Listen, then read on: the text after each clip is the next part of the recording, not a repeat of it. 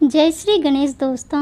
हमारी आज की कहानी का नाम है मजबूर। कहानी अच्छी लगे तो प्लीज़ चैनल को सब्सक्राइब कर लीजिएगा।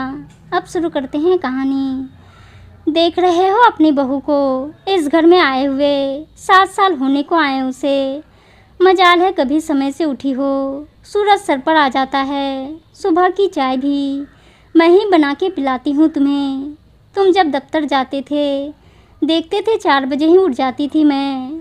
बच्चे स्कूल जाते थे तो समय से पहले ही उनका खाने का डब्बा तैयार कर देती थी। ये महारानी तो अपने पति मेरे पूत को भी बिना खाना दिए ही भेज देती है, वो भी जोरू का गुलाम। मजाल है कभी डांटा हो उसने अपनी पत्नी को। तुम होते तो मेरी खाल उतार देते, हाँ नहीं तो। आजकल की बहुएं सर चढ़ गई है, कोई देसी पकवान नहीं बनाती, पूरे दिन फ़ोन से चिपकी रहती है। आज तक मेरे पाँव न दबाए इसने, चाहे इसके सामने कितने भी पैर पकड़े रोती रहूं मैं। एक मैं थी तुम्हारी अम्मा के घंटों तेल से मालिश करती, जब तक हाथ भर भर आशीर्वाद न दे देती तब तक न उठती, चाहे कितनी भी थकी हूँ।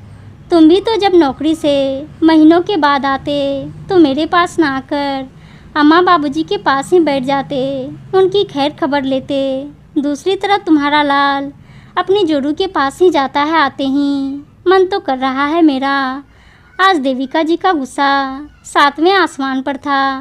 भाग्यवान अब चुप भी करो, अगर बहू ने सुन लिया ना तो तुम्हारी खैर नहीं। इतनी ज़ोर ज़ोर से चिल्ला रही हो, सो रहे हैं सब, आवाज़ साफ जा रही होगी। देविका जी के पति प्रणव जी बोले, तो क्या मैं किसी से डरती हूँ? सास हूँ, डरना हो तो वो डरें, मैं ना डरती किसी से। मेरा घर है ये, हाँ नहीं तो। माँ कितनी देर से चिल्ला रही हो आप? आज संडे है, आज तो सोने दो। मैं सोचा आप चुप हो जाओगी। आपकी रोज़ रोज़ की सुबह की महाभारत से तो हम परेशान हो गए हैं, इसलिए मैंने और उर्मिला ने फैसला किया है कि अब इस घर में नहीं रहेंगे हम। बाहर घर देख लिया है किराए पे, वहीं जा रहे हैं कल से रहना आप आराम से इस बड़े से घर में। पापा आपको चलना हो तो चल सकते हैं, आपको सफाई देने की ज़रूरत महसूस नहीं होती मुझे माँ। अब चिल्लाना मत माँ, मुन्नी को रात से बुखार है, रात को उल्टी कर थोड़ी देर पहले ही सोई है। बेटा राजन और बहू देविका जी के सामने खड़े थे। माँ जी कोशिश बहुत की कि ये घर ना छोड़ना पड़े, पर आपने मजबूर कर दिया है ये कदम उठाने पे। बहू उर्मिला सुबक रही थी। चलो उर्मिला, तैयारी करनी है जाने की, आज ही सामान ले जाना है। राजन उर्मिला का हाथ पकड़ कमरे में चला गया। लो चला लेना तुमने देविका, अपनी ही गर्दन पर छुरी जो 2 रोटी चैन की मिल रही थी हमें, वो भी बंद करा दी।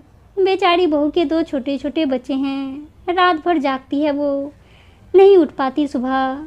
उठने के बाद तो चक्कर घिन्नी सी घूमती है वो। आज तक अपना एक कपड़ा भी तुमने अपने हाथ से धुला है, जब से बहू आई है। एक कप चाय क्या अपने हाथ से बना लेती हो सुबह, पूरे दिन वही गाती रहती हो।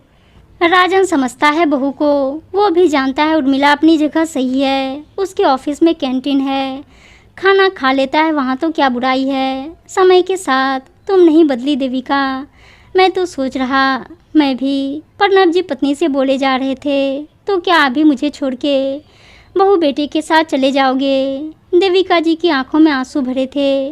नहीं, सोचा तो था, पर पत्नी का साथ देना पति का धर्म है। इस हाल में तुम्हें बुढ़ापे में छोड़कर नहीं जा सकता।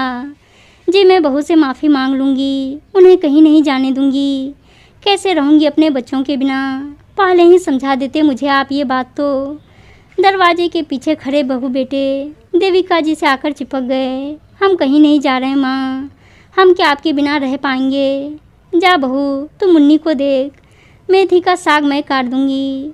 प्रणव जी गर्दन पर हाथ रख इशारे में बोले, गर्दन पर छुरी चलने से पहले बचा ली तुमने देविका। उम्मीद है दोस्तों कहानी अच्छी लगी होगी, और अच्छी अच्छी कहानियाँ सुनने के लिए चैनल को सब्सक्राइब और वीडियो को लाइक शेयर ज़रूर कर दीजिएगा। धन्यवाद दोस्तों।